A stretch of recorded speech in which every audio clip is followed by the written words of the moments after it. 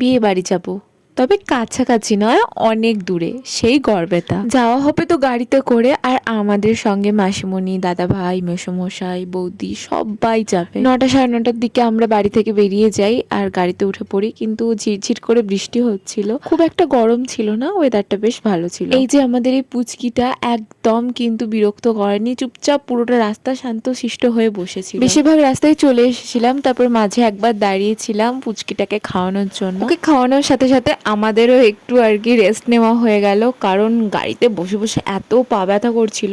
2-2.5 ঘন্টা লাগলো সময় যেতে মোটামুটি। অনুষ্ঠানটা ছিল 2 দিনের, সেই দিন বউও সেই মাত্র এসে পৌঁছেছে।